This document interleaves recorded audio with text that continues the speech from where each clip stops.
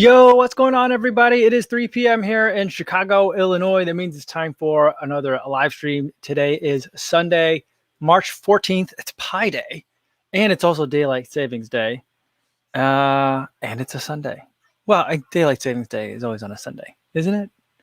I don't know. I guess people can do it different times of the year.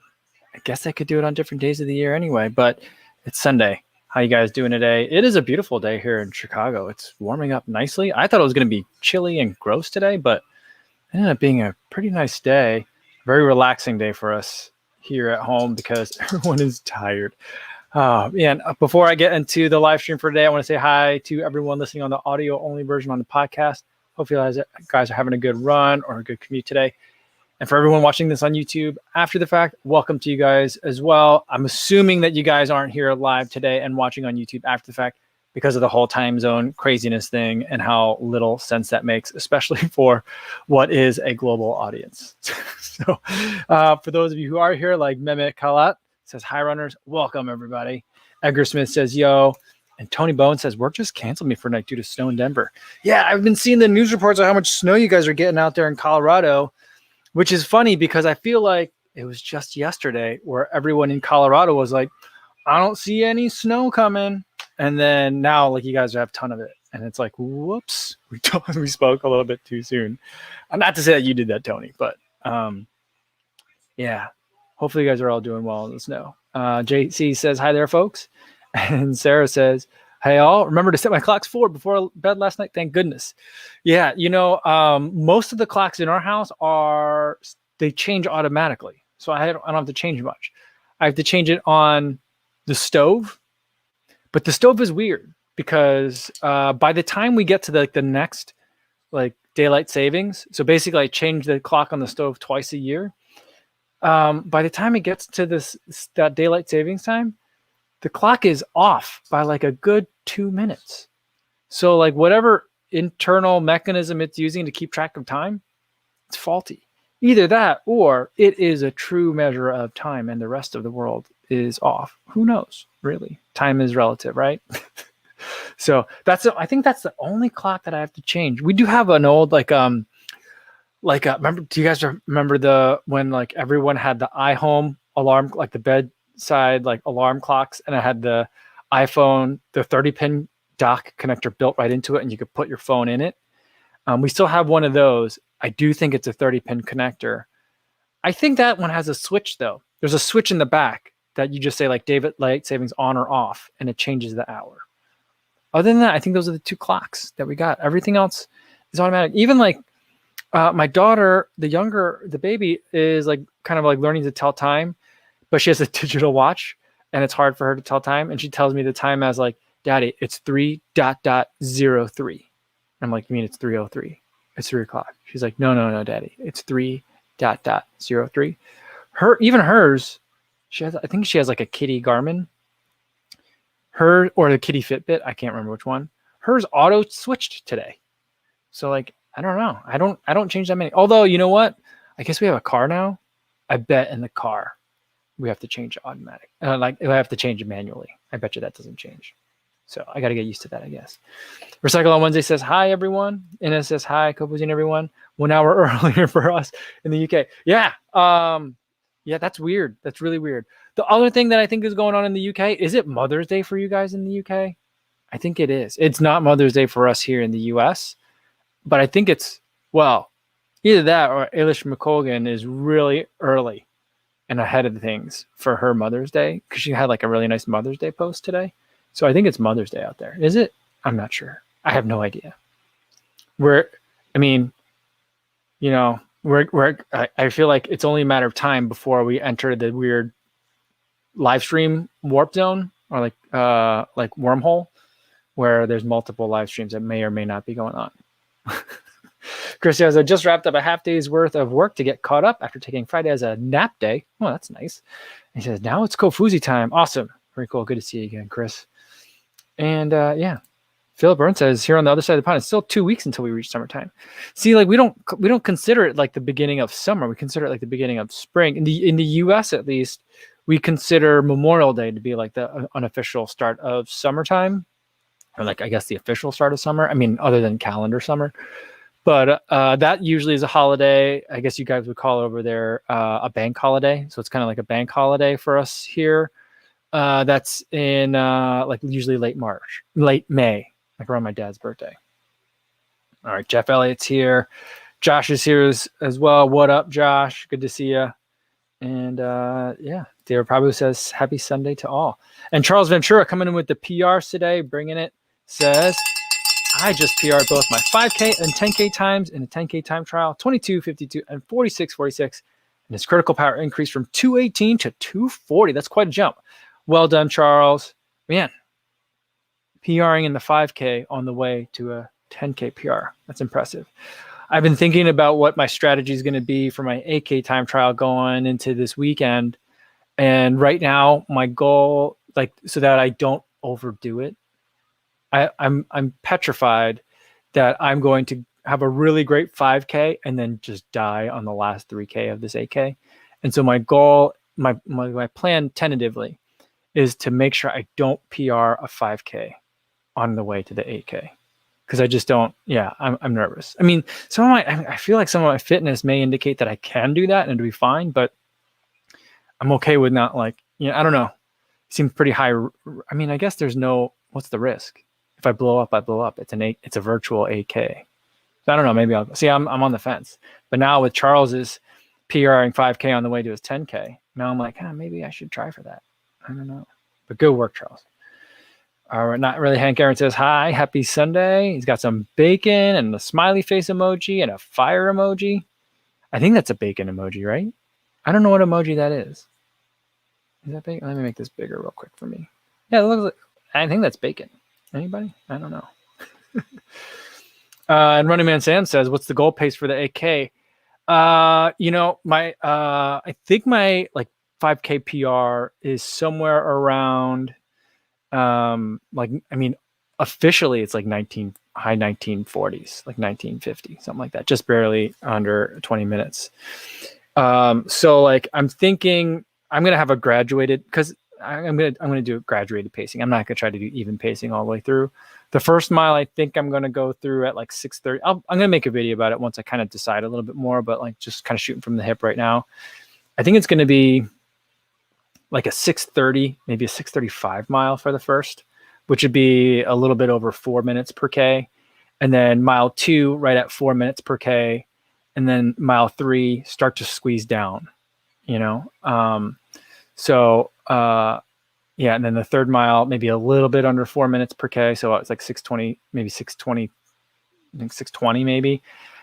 And by the end, I'd want to be at like 6:15, maybe 6:10 for the last mile. So that's kind of my thinking. I just feel like it's better for me to sneak up on a PR than it is for me to try to go out at PR pace.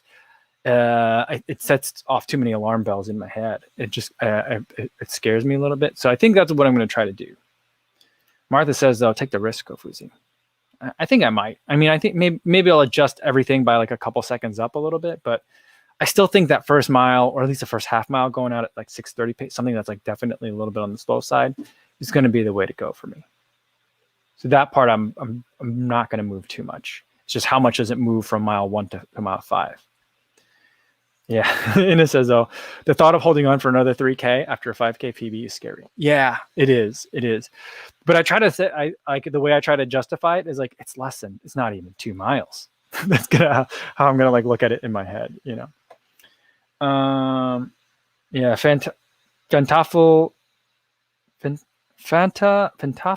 Dobke. I'm sorry I'm having such a hard time saying that. Says, or you can take off at your 10K PR pace and see how it goes after 2 to 3K. Yeah, I mean, that's kind of what I'm thinking about doing. Like my 10K PR pace is like right around 6:35, I want to say, something like that. Although like my official 10K, I haven't run a 10K in a long time. But I think, my 10K, what I've been doing time trial wise over the last year, somewhere in like the 41s. So like, I don't know what the pace that is, but something along those lines is what I'm thinking. Stefan Wagner says, what shoes are you thinking of for the 8K? It's going to be the Endorphin Pro or the Adios Pro. Probably the Adios Pro, but that Endorphin Pro is really nice also. and it'll be on pavement. I'm going to try to mainly do it on asphalt, not concrete. So I think that'll be fine for either of those shoes. But yeah, that's what I'm thinking. I don't think I want to go anything like lighter in terms of or less stack height. I don't mind going with a little bit of extra stack height for the AK. I'm just going to do like a single line, no turn. I'm going to try to set it up so that there's no turns, and just go straight in one direction. The question is, which direction do I want to go? Do I want to go from south to north or north to south? I guess that I'll just wait to see what the wind's going to do. The Hosdog one says, when doing intervals, do you find it difficult to focus on good form and consistent running? I was running intervals, endorphin speed, and I found it so difficult to replicate that good form stride.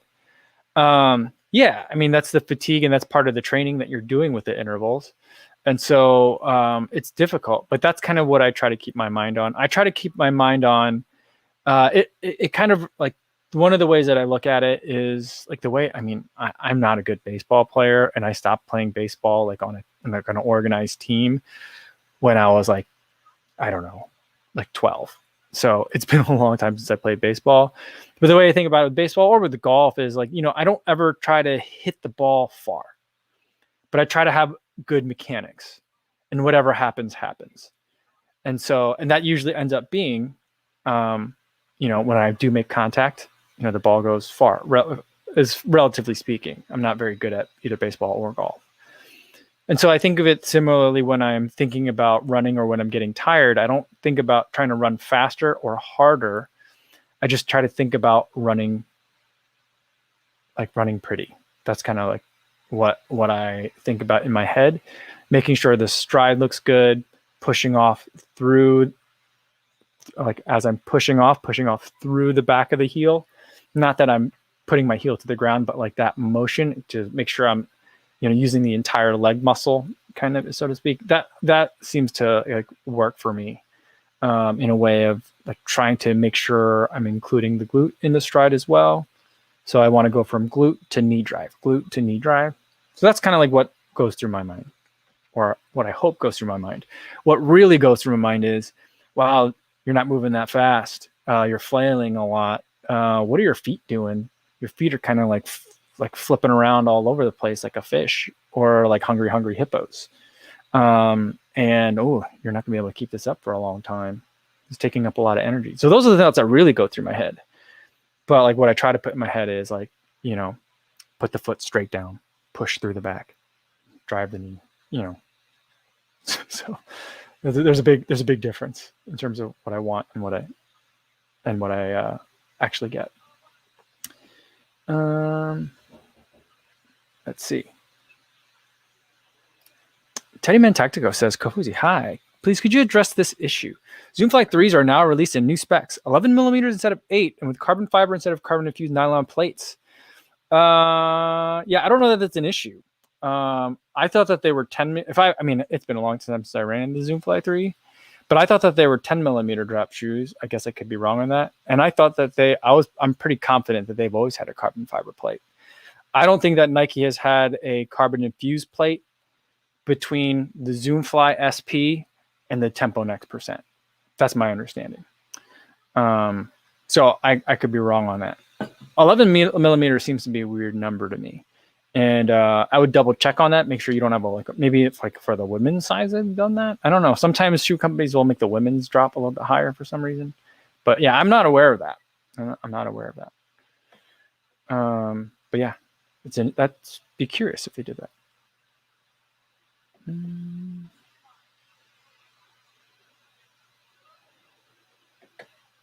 Rodolfo Montalvo says, shoe question. Hello, everyone. I'm running a pair of Clifton 7 and Rincon 2. Now, they feel kind of big at the front. Should I go next time half a size or a full size smaller? Thank you. Well, Rodolfo, I would say, I know they're feeling kind of big at the front. The Rincon 2 has a little bit more room in it than the Rincon 1 did, for example. So I would say like those are roomier shoes than say like Nike or Adidas for sure. And even a lot of Saucony and New Balance. So like those are a little bit roomier. The Clifton I feel like fits more like kind of like a regular running shoe in terms of what I'm used to. But the Rincon is a little bit roomy. And so the question is it so roomy that it doesn't feel right? You know what I mean? So like, yes, it feels different. Is that different bad to you? If that different is bad to you, then I would suggest a different size. If you're just like, oh, it ends up being like just feeling different, but it doesn't, it's not like hurting my foot. It doesn't feel like it's the wrong size. Then it just becomes a preference. Maybe next time you just don't get that shoe. So that's the couple of ways to look at it.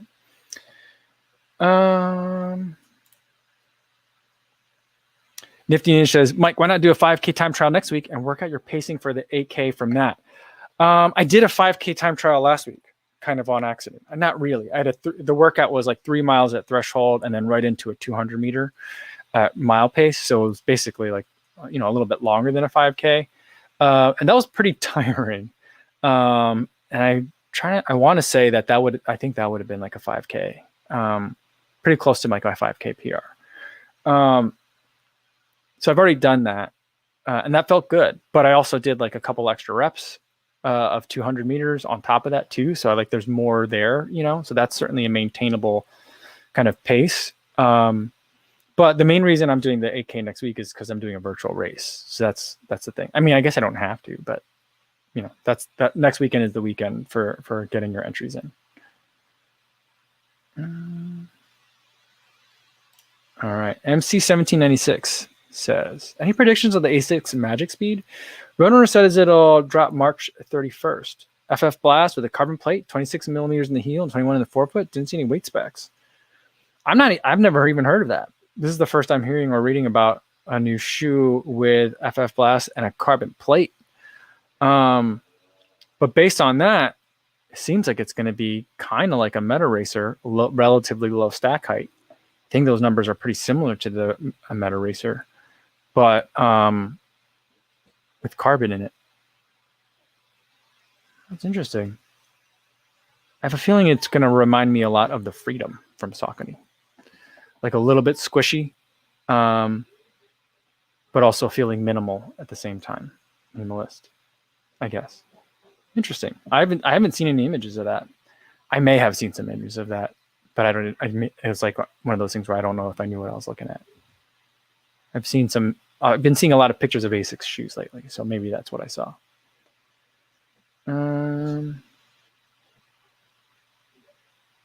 Running Man said, I got the new colorway of the Adios Pro, and it's just such an amazing looking shoe. Surely that makes you faster, right? Well, I mean, I think that liking the shoe that you're in goes a long way. I mean, you look good, you feel good, you play good.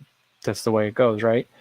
And so, I will say yes.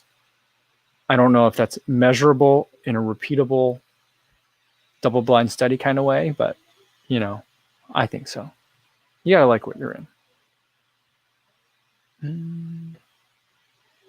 Ted and Ruth says, Ed Bud was looking at the Magic Speed today. That's probably whose picture I saw.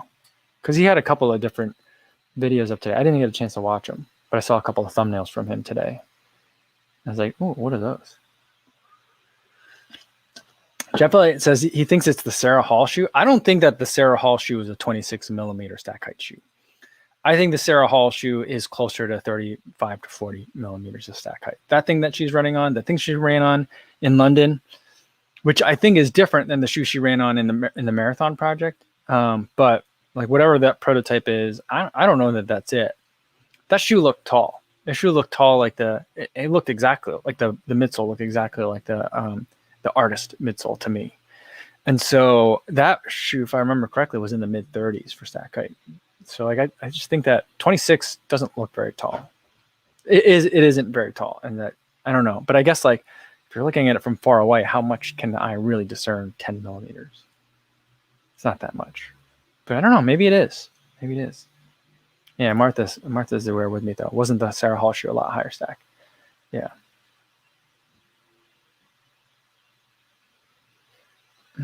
But Ben Y says, ASICs have 2 shoes about to drop.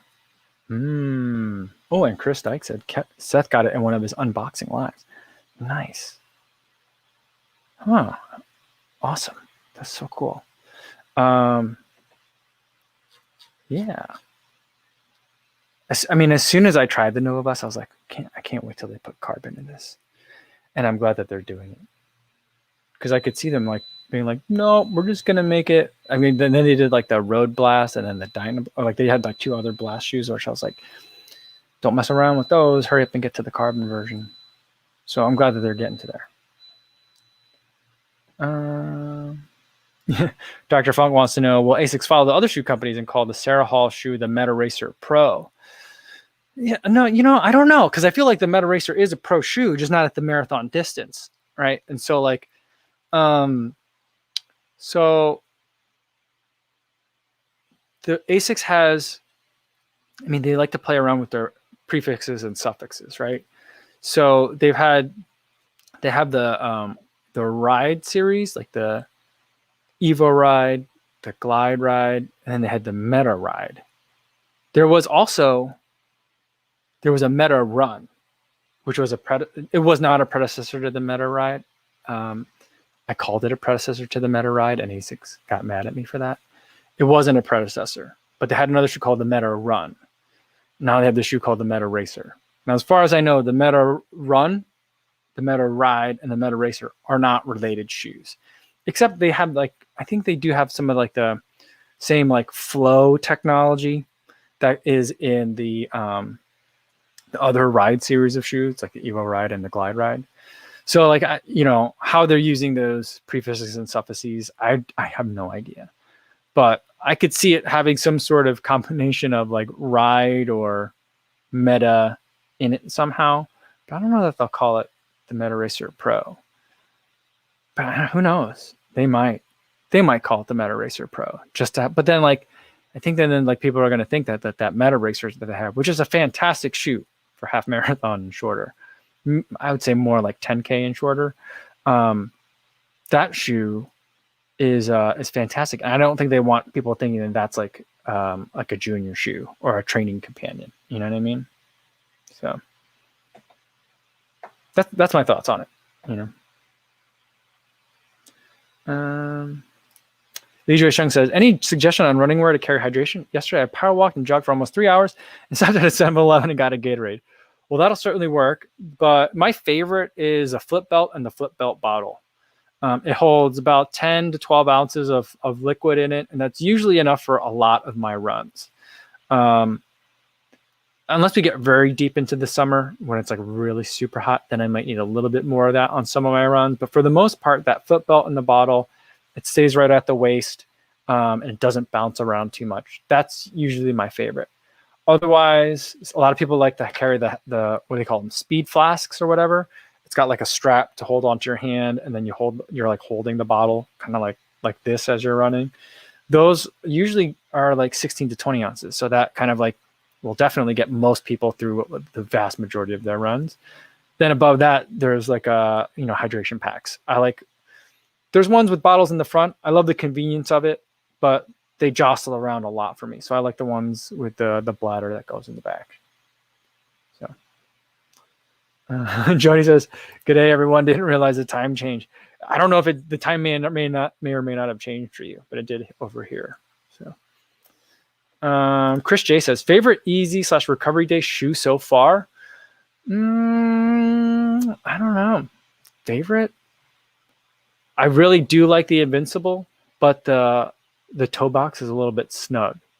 So like if I had a better or different upper on it, I would like it even more.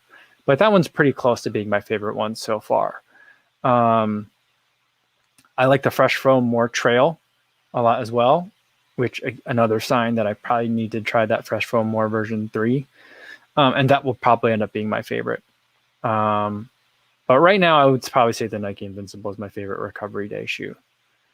Followed closely by the 1080 version 11.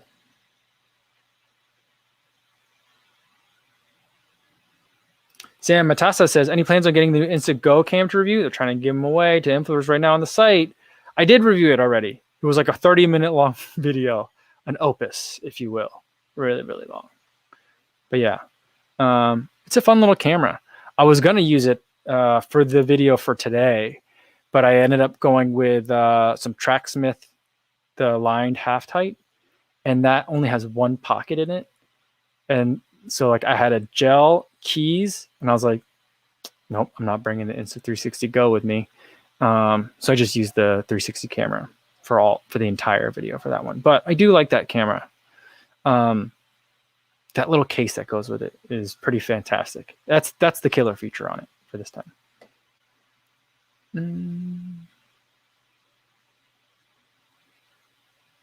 Lifelong meditation. Favorite running clothes brand?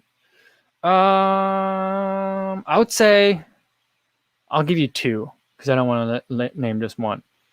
I love Path Project. I'm wearing Path Project shorts right now as I'm sitting here. I wore them today for my run as well. Because they have pockets. I was just talking about pockets in Tracksmith. They don't have enough. Path Project's stuff has pockets. It's extremely functional. Second, I don't know about second, but in the same breath for me is Janji. Janji. I love their stuff. Again, very functional, lots of pockets, very thoughtfully made. Everything just works really well. And I love those two brands. All right, MC1796 say Roadrunner just actually added more details. It's going to be 8.1 ounces for that. What is it? The Meta Speed Magic Speed? What did you say it was? It was a weird name. And it'll have the guide sole technology of the Glide Ride, but his plate is 4 foot only. Seems like a top-notch tempo day interval shoe. Yeah, that's interesting. Only 4 foot plate? That makes me nervous. Because that makes me think that maybe it is going to be a Meta Racer Pro and still not a marathon super shoe. Sounds to me a lot like the Speed Elite from Skechers. Although, I thought I saw on Instagram today that Believe in the Run posted a photo of yet another Skechers something that is not a Razor 4. But they were saying like this one looks great and it's got a plate in it. So I think it's the next iteration of the Speed Elite. And I listened to a podcast the other day. I forget what it was called, but it's a podcast sponsored by Skechers. And they had the designer, the one that if you've watched a lot of the Running Warehouse videos, the guy that's always on the videos for Skechers, when Skechers performance stuff is on, that guy that comes on as a guest, he was on the podcast and he was saying that like they were really surprised that people didn't like the Speed Elite for the marathon. I don't know how that catches them by surprise. Probably because their athletes are Meb Kofuzi and Ed Chesrak, guys that are like have bulletproof feet, I think Meb did have bulletproof feet, but they were like, yeah, so we're going to add more we're thinking about adding more stack height. I can't talk about it yet, but adding more stack height to a carbon plated option. So I hope that's what it is. I hope it's not. If it's a Razor Elite 2, I'm going to be pissed off. Because that's not that interesting to me. But a Speed Elite 2 with like a more cushion in it and the winglet of the carbon, I think is an interesting concept too. When I see 4 foot carbon fiber plate, that tells me that it's not going to have a really strong carbon feel. It tells me that they're using the carbon more for torsion than they are for propulsion. So like, I don't know if it's going to be the kind of pop that I like from a carbon fiber plate. So that tells me a lot. So those are my thoughts on that so far, I guess. I guess I've seen a picture on Ed Bud's thumbnail, but I haven't seen any other renderings of the shoe. So when did you say it was coming out? End of March? Whew. See, like I've got all these carbon plated racers that I'm like, I got to get some miles in on these things because the new shoes are going to be coming out soon. And I'd like to, some of them are getting close to 100 miles. So like, I'd like to get some long-term reviews out on some of these shoes. So I got some work to do. Here's the other thing that I've been hearing a lot about lately. Let me know what you guys think about this. A lot of people are talking about how like running in carbon plated shoes are it's bad for you somehow. Like you can't do it. Like it changes your foot mechanics. It changes like the physics moment or something like that.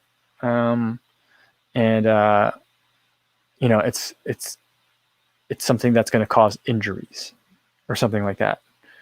Is that something you guys have been hearing too? I've been hearing a lot about that. And from some people that I like find are very intelligent in the sport, both from a biomechanics perspective and also from a running perspective as well. And so it's just an interesting thing. To me, it feels a lot like my gut reaction to a lot of those critiques are like it sounds a lot like a very sophisticated version of like, I can't believe these people who are running 4-hour marathons are like audacious enough to try and buy Vaporflies. That's kind of like how I feel about a lot of those. Like, you'll get hurt if you run in carbon every day, because have been people running in carbon every day a lot. And if I'm understanding the new Puma DV8 Nitro, it's an everyday shoe with a carbon fiber plate in it, right? Mine comes on Tuesday, so we'll see, I guess. But yeah, yeah. So that's kind of like what I'm thinking. I don't know if you guys are getting any of that, or if maybe I'm just picking up on it. I'm sensitive to it because I've been running in carbon plated shoes like 3 days a week lately. I don't know.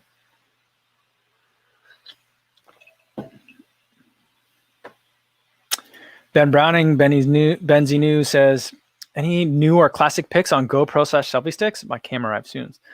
No, I still have the same ones that I always like. There's the one, it's generic, but it like twists. You open it up and you twist it to lock it and it has the GoPro mount at the end. That's the one I use for the GoPro, and then the one I use for the Insta360 Insta360 1X is the one with the 1/4-20 mount, and it just pulls straight out, and it can't bend or like get adjusted. Those are the ones that I like for it. So those, nothing new. Which is, I mean, it makes sense because it's selfie sticks. I mean, I'm not sure how you innovate on the field, you know.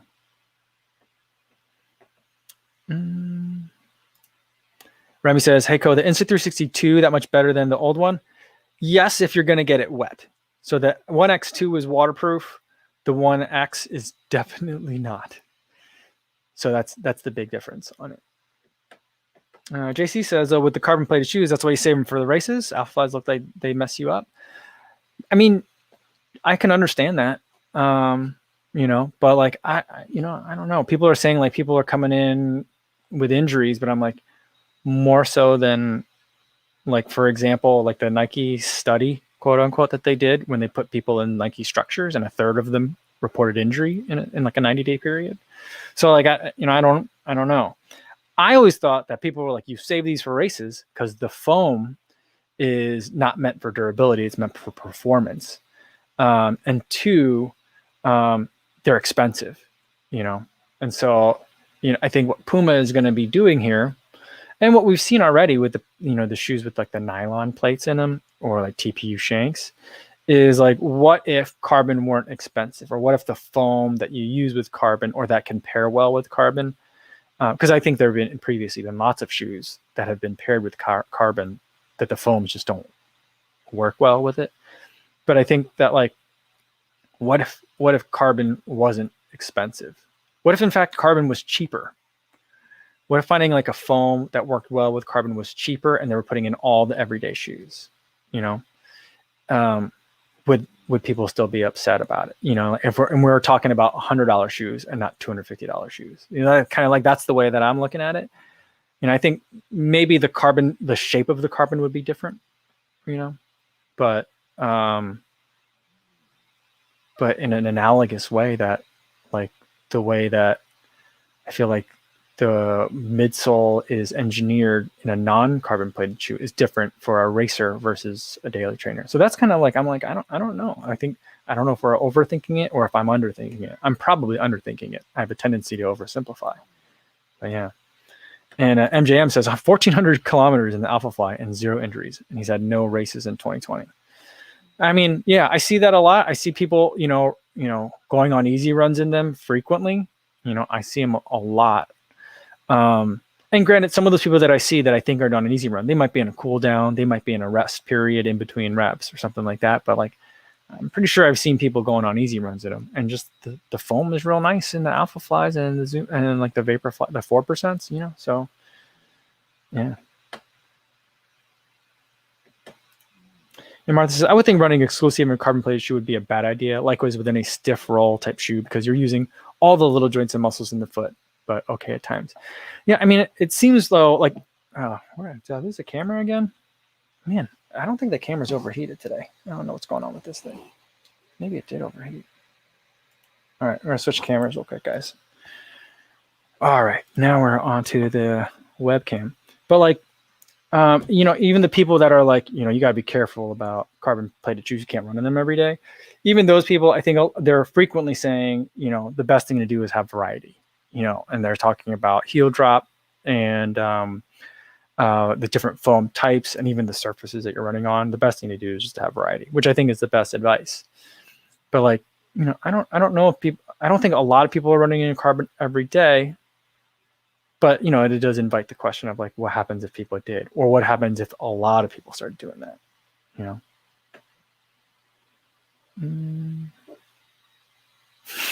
Dr. Josh says the next future plate won't be made of carbon, but of plutonium. That's funny. That makes me think of Doc Brown. I'm sure in 1985 you can get plutonium anywhere you want on the corner store, but here in 1955 it's a little bit harder to come by.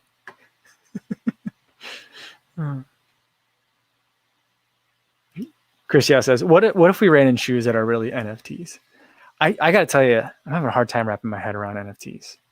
I don't understand where like NFT starts and copyright like ends. I'm having a hard time with that. Maybe someone can explain that to me, but I don't get it. Ted and Ruth says, I saw a runner go over on his Nike and his ankle in a high stack Nike. It looked horrendous. He didn't want any help, but he was howling. Yeah. I was trying to think, what was I listening to? They had a guy who is a scientist at BYU who's like one of his like the claims to fame that the reason why he was on this particular podcast was that he had independently, not him himself, but I think him in his lab, or at least his co-authors, had like independently verified like the 4% claim on the original 4%. And so he was saying that like he thinks that the bigger thing that the carbon's doing is it does have like some effect in the way that I think about carbon plated shoes is not making you faster, but helping you run faster. But like he thinks a lot of it is like these are high stack shoes and squishy foams, so you need the carbon to kind of like even things out a little bit. So it's interesting. But yeah, a lot of really high stack height shoes out these days.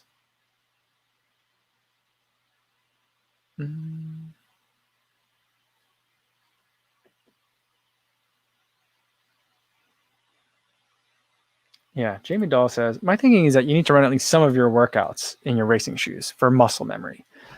Yeah, I mean, I think of it like in a couple different ways. Is like one could be like you shouldn't run it that much because then you're feeling like the specialness of it. Kind of like, to go back to a baseball analogy, you either put the donut on your bat or you grab like 2 or 3 bats and you swing that a couple times. It's real extra heavy. And then when you get up to bat and you've only got the one bat, you're getting through the strike zone really quick. You get a lot of speed, or like the bat has a lot of velocity, right? So the same thing would be like if you're running in your trainers that are a little bit heavier, a little bit more durable, then you switch to your racers, then it's like, boom, you're feeling zippy. But the other thing is like, I'm really bad at pacing. Like whenever I watch like pro runners, like go over a workout, they're like, yeah, we did these first set in like 75s. And the next ones we did at 73. And then the third set we did at 71. And I'm like, I can't do that. Not only can I not hit those times, but I can't even discern that those amount of seconds, like that. And so like, if I were then like trying to really nail down a pacing strategy in a shoe that I don't have a lot of experience in, I'm definitely going to fail, So that's like the other thing is like, I don't know, I guess that's that's one of the almost infinite number of definite differences between me and my running and a pro's running. But, that's the other thing is like, I need to log some miles in them to know what they're going to be like so I can know what I'm doing. Right. So.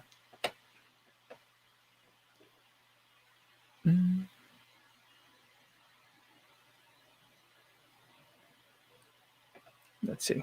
All right. Sorry. The chat just jumped on me. So I might have skipped some of your comments, guys.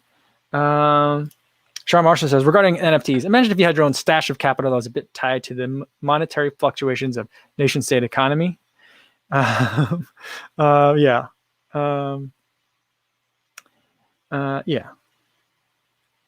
Okay. I'm not sure where that goes. Yeah. I mean, I guess it's like you're saying that like our current conceptions of currency is just as like I guess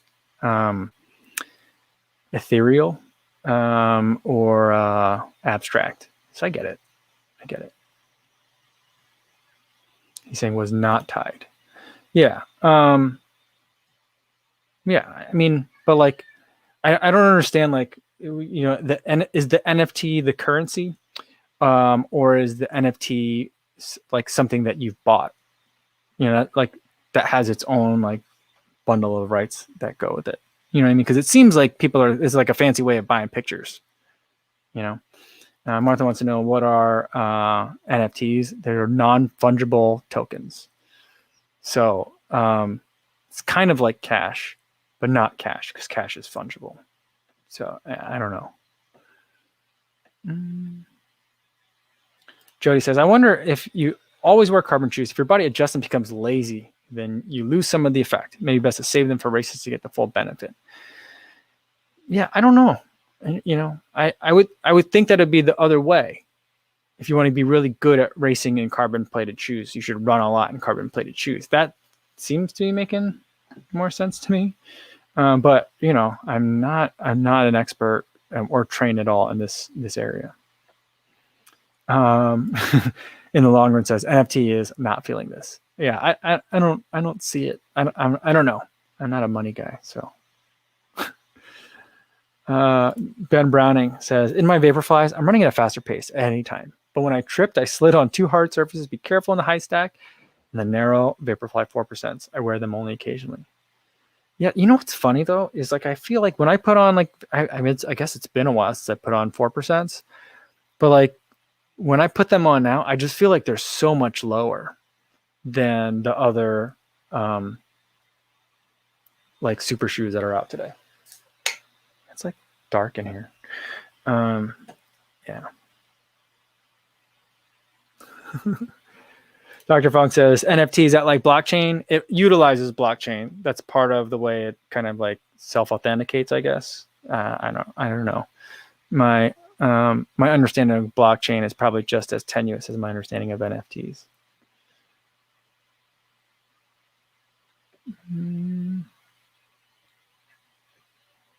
All right.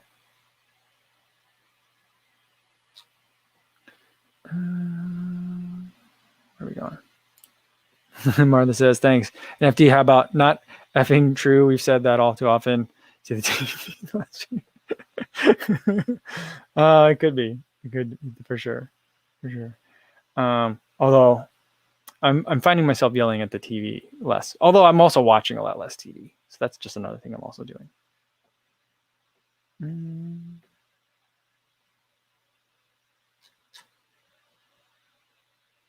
Ben Browning, Benzinu says, no effing tripping for NFT.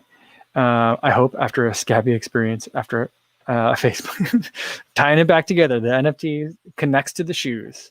There we go. Nice.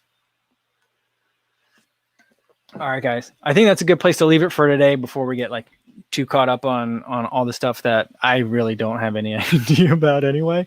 I do know a little bit about carbon shoes, I think. But NFTs, we're getting way out of my lane.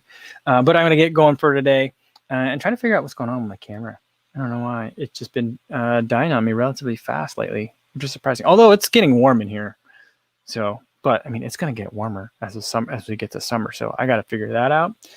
Maybe it's time to get like a dedicated like a different webcam like for live streams. I guess I'm doing them enough. I could, I'd be using it in that way. But we'll see about that. But tomorrow's video, I don't know what I'm going to do for tomorrow's video. Not really sure. So that'll be a surprise to us all. And then tomorrow is Monday mukbang. I got some new snacks. Pretty excited about them. I wanted to eat them today, but I was like, no, I got to wait for the Monday mukbang. So I'll be eating them tomorrow. So hopefully you'll join me for that. In the meantime, be safe out there, everybody, especially all those you guys getting snow. Be safe. I'll see you the next time.